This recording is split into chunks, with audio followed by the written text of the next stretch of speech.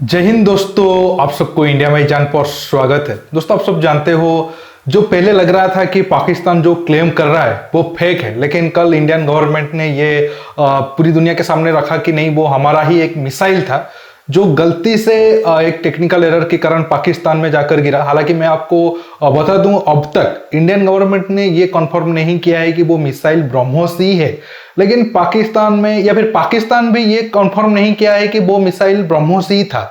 दोनों पाकिस्तान की तरफ से ये बताया गया था कि वो एक supersonic surface to surface missile है। इंडिया की तरफ से सिर्फ मिसाइल ही बताया गया है, लेकिन जो सोशल मीडिया में उसमें चर्चा चल रहा था कि हमारा ब्रह्मोस मिसाइल हो सकता है।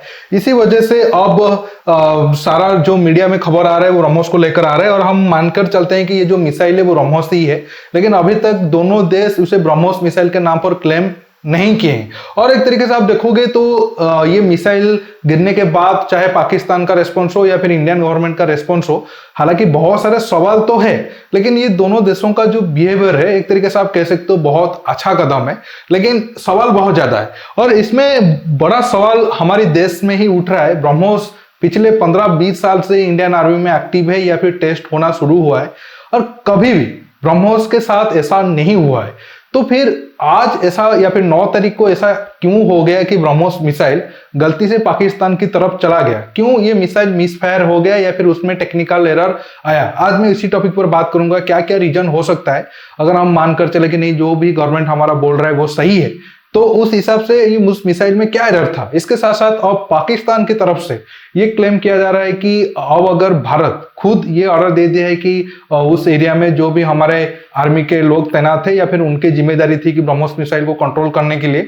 अगर उनके द्वारा कुछ एरर हुआ है तो उनके ऊपर कोर्ट ऑफ इंक्वायरी जारी हुआ है, तो पाकिस्तान को भी उस जांच में शामिल किया जाए। हालांकि भारत तो कभी नहीं मानेगा, वो भी मैं दूसरे हिस्से में बताऊंगा। इसके साथ जानेंगे क्या ये दुनिया में ऐसा पहली बार हुआ है कि किसी देश का मिसाइल गलती से दूसरे दुश्मन देश में चला गया है, या फिर इससे पहले भी ऐसा बहुत कुछ इंसिडेंट हुआ है। अमेरिका का एग्जांपल लेकर भी मैं आपको बताऊंगा। जानने के लिए आप आखिर तक के वीडियो को देखते रहिए और ज्यादा से ज्यादा लाइक शेयर करना बिल्कुल मत भूलिए। दोस्तों, अगर आप भारत और पाकिस्तान को देखोगे, दोनों देशों के बीच ये डील है कि दोनों देश कहाँ अपना न्यूक्लियर मतलब हथियार टेस्ट करेंगे, या फिर टेस्ट तो अभी तो दोनों देश नहीं करेंगे। दोनों देशों के पास मतलब कितने न्यूक्लियर बम है या फिर न्यूक्लियर ठिकाना कहाँ कहाँ है, तो ये दोनों देश आपस में शेयर करते हैं। इसके साथ साथ जब बैलिस्टिक मिसाइल का टेस्ट होना होता है तो मिनिमम 3 से 5 दिन पहले दोनों देश एक दूसरे को इंफॉर्मेशन देते हैं कि नहीं, हमारा इस एरिया पर आज एक बैलिस्टिक मिसाइल टेस्ट होना है, ताकि दोनों देशों के बीच विवाद ना बढ़े।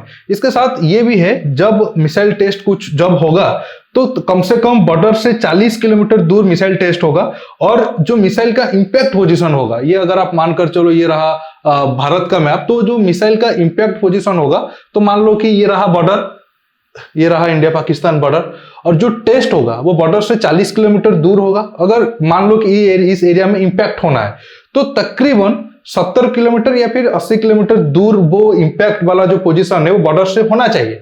और ये रूल को दोनों देश फॉलो भी करते थे। तो फिर ऐसा अगर भारत ने बोल रहा है कि नहीं, कुछ टेस्टिंग के लिए था या फिर जो भी था, तो पहले पाकिस्तान को क्यों नहीं बताया गया? इसमें कुछ जो हमारे जानने वाले हैं उनका मानना है कि ये सिर्फ जो बैलिस्टिक मिसाइल है उसके लिए ये रूल है।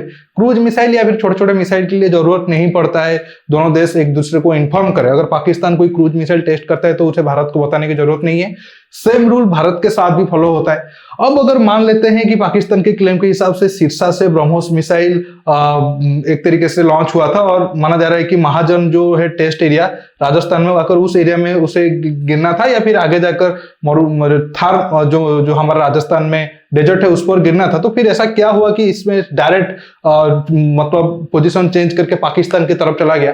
अगर आप क्रूज मिसाइल को देखोगे, ज्यादातर क्रूज मिसाइल में लॉन्च होने से पहले ही उनको दे दिया जाता है कि आपका टारगेट लोकेशन क्या है। इसके साथ साथ कुछ मिसाइल ऐसे हैं जो बीच में भी लोकेशन जो टारगेट लोकेशन है उसको चेंज कर सकते हैं, लेकिन अगर बीच में उसमें जो लोकेशन है अगर वो गलती हो गया या फिर एरर हो गया, तो ऐसा हो सकता है वो जिस एरिया में जाकर हिट होना था वो ना होकर जाकर दूसरे जगह पर हिट हो सकता है। लेकिन अगर आप देखोगे, मान लो कि ये वाले पॉइंट से ये वाले पॉइंट से आकर हिट होने वाला था, लेकिन अचानक वो पाकिस्तान चला गया, लेकिन अगर आप उसे पाथ को देखोगे वो पाथ बिल्कुल स्ट्रेट है, ऐसा नहीं है कि उसमें कुछ मिसबिहेव हुआ है या फिर ज्यादा मिसाइल इधर इधर इधर ऐसा होकर गया है, बिल्कुल स्ट्रेट गया है। इसी वजह से हम नहीं कह सकते हैं कि इस मिसाइल में कुछ ज्यादा तकनीकी गड़बड़ी थी या फिर कुछ बड़ा प्रॉब्लम आया था। इसके साथ साथ दूसरा भी एक एंगल हो सकता है, क्या पाकिस्तान ने क्योंकि इस वाले एरिया पर हमारा तो कोई और दुश्मन नहीं है, कुछ इलेक्ट्रॉनिक जैमर के जरिए या फिर साइबर अटैक के जरिए ऐसा किया है। देखिए, मान लेते हैं कि जब मिसाइल इस एरिया पर था, पाकिस्तान के पास अब ऐसा कोई भी इलेक्ट्रॉनिक वारफेयर के लिए हथियार नहीं है, वो हमारे मिसाइल को जाम करेगा। और अभी ऐसा करने के पीछे कोई बड़ा वजह भी नहीं दिख रहा है। तो अगर इलेक्ट्रॉनिक जामर के जरिए इस मिसाइल को जाम भी वो कर देता, तो जैसे मैंने कहा, इस मिसाइल का जो पाथ था वो ज्यादा मतलब आपको देखकर शॉक नहीं होगा, क्योंकि वो ज्यादा मतलब इधर उधर नहीं गया है, स्ट्रेट गया है। तो इसी वजह से लग रहा है कि ये वाला एंगल को भी हम नजरअंदाज कर सकते हैं। लेकिन जाकर पाकिस्तान क्लेम कर रहा है कि ये वाले एरिया पर ये मिसाइल क्रैश हुआ है, या फिर हो सकता है कि इस वाले एरिया पर कोई, जैसे मैंने आपको कल कहा था, कोई बड़ा टारगेट हो, उसे हिट भी किया हो, लेकिन दोनों देश तो उसके ऊपर कोई खुलकर नहीं बता रहे हैं। इसी वजह से अब जो 2-3 मेन कारण हो सकता है कि ये मिसाइल में टेक्निकल एरर आने का, तो वो तो ठीक से पता नहीं चल रहा। इसके साथ साथ बहुत सारे दोस्तों का ये भी सवाल है, जब कोई मिसाइल टेस्ट में फेल हो जाता है तो उसमें सेल्फ डिस्ट्रक्ट करने का मोड होता है, तो ताकि आप उस स्विच को दबाकर वो मिसाइल को हवा में ही तबाह कर दो। तो फिर ऐसा क्या हो गया जब शुरू में 2-3 मिनट के बाद पता चल गया कि ये मिसाइल ठीक से काम नहीं कर रहा है? तो भारत में जब ये मिसाइल था तो हमारे ऑफिशियल तो उसे वो स्विच दबाकर मिसाइल को तबाह कर देना चाहिए था, लेकिन कुछ दोस्तों का मानना है कि हो सकता है उस मिसाइल से कांटेक्ट हट गया हो। लेकिन बड़ा सवाल है, अगर उस मिसाइल से कांटेक्ट नहीं हो पा रहा था, लेकिन बाद में वो मिसाइल का पाथ में उतने ज्यादा चेंजेस क्यों नहीं आए? मतलब अगर आप देखोगे दोनों साइड से बहुत सारे सवाल है। अगर मुझे पूछोगे, मुझे तो लग रहा है कि कुछ ऐसा हुआ है जो दोनों देश छिपाने की कोशिश कर रहे हैं और ज्यादा इस मामले को बढ़ाने के लिए तैयार नहीं हो रहे हैं। और दोनों देश इसमें एक तरीके से कह सकते हो जो अच्छा है, मतलब दोनों देश जंग की तरफ नहीं जा रहे हैं, लेकिन जो कुछ हमें बताया जा रहा है इंडिया और पाकिस्तान की तरफ से, उसमें शायद 50-50 वाला पोजीशन है सच और झूठ को लेकर। लेकिन जो भी हमारा गवर्नमेंट ने बताया, हमें उसे मानकर ही हमें चलना पड़ेगा। और एक तरीके से ये जो कुछ हुआ है ये भारत के हित में ज्यादा है, अगर आप इंफॉर्मेशन या फिर नैरेटिव बिल्डिंग में देखोगे। लेकिन पाकिस्तान ने क्लेम किया है कि अब वो इस ब्रह्मोस मिसाइल का टेस्टिंग को लेकर वो भारत के साथ मिलकर इन्वेस्टिगेट करेगा।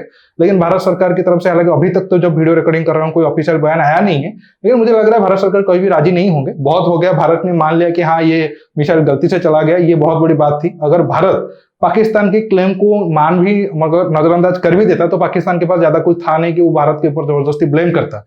और आपको तो पता होगा पठानकोट के बाद कैसे ISI आया और भारत में कुछ स्टेटमेंट दिया, और जब भारत छोड़कर वो पाकिस्तान चले गए, वहां पर उनका अलग स्टेटमेंट था। तो भारत तो कभी इतना बड़ा गड़बड़ी नहीं करेगा। इसके साथ आते हैं, क्या ये पहली बार ऐसा हुआ है भारत का एक टॉप मिसाइल जाकर दुश्मन देश पर गलती से गिर गया, या फिर दुनिया में ऐसे और भी एग्जाम्पल है? दोस्तों और भी बहुत सारे एग्जाम्पल है, लेकिन मैं सिर्फ अमेरिका का 2-3 एग्जाम्पल लिया हूं, बाकी देशों का मैं एग्जाम्पल नहीं ले रहा हूं। क्योंकि अगर आप बड़े बड़े मिलिट्री कंट्री के तौर पर देखोगे, एक रहा रूस और दूसरा रहा चीन, और ये दोनों देश बहुत बार जो सही इंफॉर्मेशन है उसे दुनिया के सामने नहीं लाते हैं। अगर आज प्रेजेंट इन चाइना का एग्जाम्पल ले, चाइना का एक जो P8 है, जैसे हमारा P8 है, उस टाइप का